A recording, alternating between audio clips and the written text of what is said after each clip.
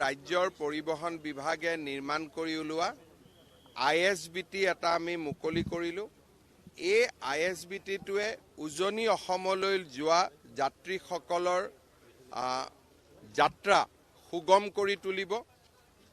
ইয়াতে ইলেক্ট্ৰনিক ব্যৱস্থা আদিও প্ৰৱৰ্তন কৰা হৈছে। বেতকুচি ISBTৰ পৰা গাড়ী আৰম্ভ হ'লেই ইয়াত বহি থকা যাত্ৰীসকলে গম পাব পাৰিব আৰু যাত্ৰীসকলৰ সুবিধাৰ বাবে ইয়াত ফুড কোৰ্ট আদিও থাকিব।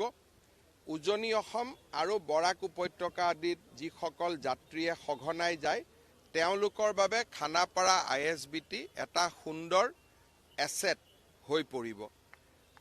অহা 2 বছৰ 3 বছৰৰ ভিতৰত আমি জালুকবাৰীটো শৰাইঘাট দলঙৰ কাষত থকা মাটিখিনিত ৰেলৰ পৰা আমি মাটিখিনি লৈছোঁ। কোৰ্ট কেছ এটা চলি আছে, তাক ঠিক ঠাক কৰি তাতো এটা আমি নতুন ISBT বনাব খুজিছোঁ, যাতে এই ISBTটোৱে যেনেকৈ উজনি অসমৰ যাত্ৰীৰ চাহিদা পূৰণ কৰিব, জালুকবাৰীৰ ISBTটোৱে যাতে নামনি অসমৰ যাত্ৰীৰ চাহিদা পূৰণ কৰিব পাৰে। তাৰ উপৰিও গুৱাহাটীত আমি 100খন CNG বাছ চলাইছিলোঁ, তাৰপিছত 200খন ইলেক্ট্ৰিক বাছ চলাইছিলোঁ। আজি আমি আৰু 56খন ইলেক্ট্ৰিক বাছ আজি আমি ৰাজ্য চৰকাৰৰ পুঁজিৰে ক্ৰয় কৰি আমি জনসাধাৰণৰ সেৱাৰ বাবে মুকলি কৰি দিছোঁ। ইয়াৰ উপৰিও প্ৰধানমন্ত্ৰী ডাঙৰীয়াই আমাক আৰু 100খন ইলেক্ট্ৰিকেল বাছ দিবৰ বাবে সিদ্ধান্ত লৈছে। এই বাছখিনি যদি আহে তেতিয়াহ'লে অহা বছৰৰ পৰা গুৱাহাটীত আমি ডিজেল চালিত বাছসমূহৰ সেৱা বন্ধ কৰি দিব পাৰিম। 100% ইলেক্ট্ৰিক বাছ আমি গুৱাহাটীত চলাব পাৰিম আৰু ডিজেলৰ চিটি বাছসমূহক নলবাৰী, ৰঙিয়া, জাগিৰোড সেই ধৰণৰ লাইনবিলাক আমি দি দিম, যাতে তেওঁলোকেও আৰ্থিকভাৱে ক্ষতিগ্ৰস্ত নহয়। ৰাজ্যৰ পৰিবহণ বিভাগে নিৰ্মাণ কৰি উলোৱা ISBT এটা আমি মুকলি কৰিলোঁ। এই ISBTটোৱে উজনি অসমলৈ যোৱা যাত্ৰীসকলৰ যাত্ৰা সুগম কৰি তুলিব। ইয়াতে ইলেক্ট্ৰনিক ব্যৱস্থা আদিও প্ৰৱৰ্তন কৰা হৈছে। বেতকুচি ISBTৰ পৰা গাড়ী আৰম্ভ হ'লেই ইয়াত বহি থকা যাত্ৰীসকলে গম পাব পাৰিব আৰু যাত্ৰীসকলৰ সুবিধাৰ বাবে ইয়াত ফুড কোৰ্ট আদিও থাকিব।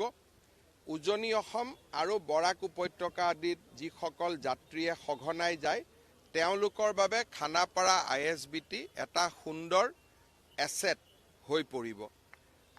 অহা 2 বছৰ 3 বছৰৰ ভিতৰত আমি জালুকবাৰীটো শৰাইঘাট দলঙৰ কাষত থকা মাটিখিনিত ৰেলৰ পৰা আমি মাটিখিনি লৈছোঁ। কোৰ্ট কেছ এটা চলি আছে, তাক ঠিক ঠাক কৰি তাতো এটা আমি নতুন ISBT বনাব খুজিছোঁ, যাতে এই ISBTটোৱে যেনেকৈ উজনি অসমৰ যাত্ৰীৰ চাহিদা পূৰণ কৰিব, জালুকবাৰীৰ ISBTটোৱে যাতে নামনি অসমৰ যাত্ৰীৰ চাহিদা পূৰণ কৰিব পাৰে।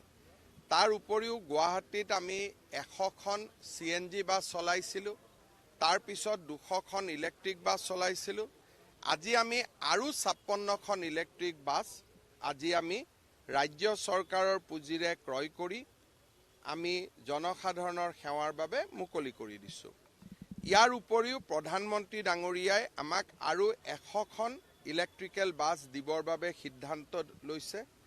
এই বাছখিনি যদি আহে তেতিয়াহ'লে অহা বছৰৰ পৰা গুৱাহাটীত আমি ডিজেল চালিত বাছসমূহৰ সেৱা বন্ধ কৰি দিব পাৰিম।